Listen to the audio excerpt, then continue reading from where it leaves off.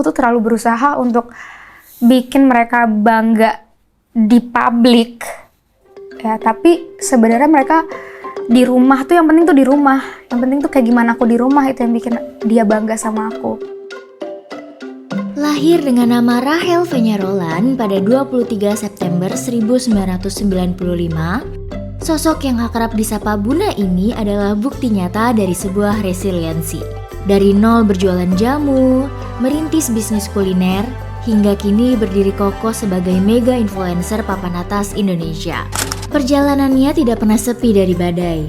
Ia diuji, jatuh, namun selalu kembali bangkit layaknya burung phoenix. Dan sebagai bentuk apresiasi atas keringatnya sendiri, ia membangun sebuah benteng di atas lahan seluas 1.200 meter persegi. Mari kita bedah bagaimana isi kepala, trauma, dan perjalanan hidup Rachel Fenya bermanifestasi ke dalam arsitektur rumahnya. Sebagai profesional, Arcade Living melihat rumah ini dirancang dengan zoning spasial yang sangat sistematis. Kita mulai dari fasad dan area depan. Fasadnya sengaja dibuat memanjang dengan jarak yang cukup jauh dari gerbang utama. Ini adalah respons arsitektural untuk meredam kebisingan jalan dan memproteksi privasi keluarganya secara maksimal. Memasuki pintu pertama, kita disambut ruang tamu. Disinilah jeniusnya layout rumah ini. Ruang tamu dibuat berada di blok bangunan yang terpisah dari bangunan utama. Dengan begini, Buna bisa menerima kolega bisnis atau melakukan shooting endorsement di depan. Sementara anak-anaknya tetap aman bermain di dalam tanpa intervensi. Melewati lorong transisi, sampailah kita di jantung rumah. Konsep open plan dengan ceiling tinggi dan dinding full kaca membuat ruangan ini bermandikan cahaya alami. Buna memusatkan area entertainment di ruangan ini dengan sofa home theater raksasa. Sebuah trik desain agar anak-anaknya lebih suka berkumpul di luar daripada mengurung diri di kamar. Menyatu dengan ruang keluarga, terdapat area dapur dan ruang makan. Ada detail human-centric yang sangat manis di sini. Kitchen island marmernya dilengkapi undakan custom khusus agar Sabiru dan Syafa bisa ikut naik dan memasak. Di sebelahnya, sebuah meja makan solid wood tanpa potongan menjadi centerpiece yang kokoh dan elegan. Sebelum naik ke lantai 2, mari kita dimanjakan oleh tangga utama. Penggunaan marmer onyx senilai ratusan juta dengan teknik book match yang diberi backlighting sukses memberikan siluet kemewahan yang monumental di tengah ruangan. Dan perjalanan lantai dasar ini ditutup di halaman belakang.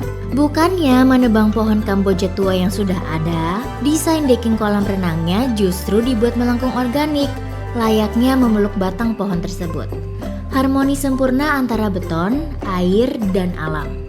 Sebelum menuju segmen epilog, kita akan melihat area-area kamar tidur di lantai 2. Kita mulai dari kamar Syafa.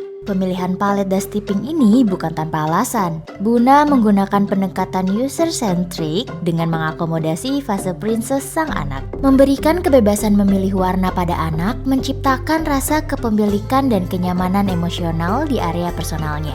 Kamar ini terkoneksi melalui layout Jack and Jill.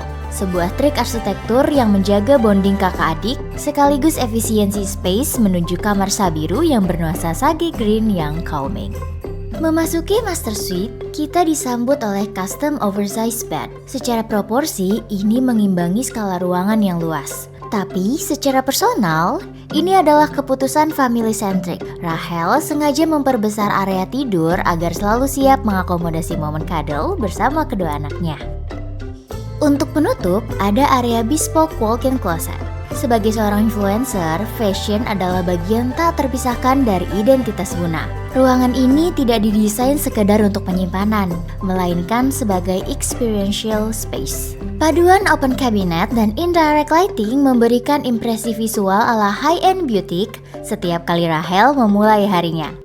Sebagai seorang muslim, tentunya Buna juga memiliki area musola di dalam rumahnya ya. Tidak terlalu besar, namun cukup nyaman untuk beribadah.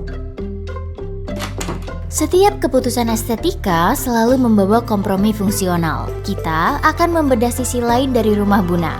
Apa saja blind spots atau kelemahan desain yang bersembunyi di balik kemewahan ini? Pertama, jebakan water feature. Buna sampai menyerah merawat kolam ikan koinya. Mendesain kolam ikan koi bukan sekedar menggali lubang, tapi butuh perhitungan microclimate, filtrasi biologis, dan eksposi sinar UV. Tanpa itu, kolam cuma jadi maintenance liability, alias beban perawatan dalam rumah. Kedua, the monolithic dilemma. Meja makan kayu utuh ini emang statement peace tropis yang mewah, tapi mimpi buruk untuk fleksibilitas. Furniture seberat ini mengunci layout secara permanen dan malah jadi penghalang sirkulasi saat butuh space untuk acara besar. Ketiga, akustik ruangan. Konsep open plan berplafon tinggi dipadu material kaca dan lantai keras bikin suara memantul liar. Megah sih, tapi tanpa elemen penyerap suara yang cukup, ruangan rawan menggema dan memicu lelah telinga atau acoustic fatigue. Terakhir, odor management. Menaruh petroleum di dekat area living dan dining itu beresiko tinggi. Estetik sih, tapi hewan di area komunal butuh sistem exhaust khusus, layaknya ruang isolasi. Kalau tidak, aroma hewan berpotensi merusak experience dining yang nyaman.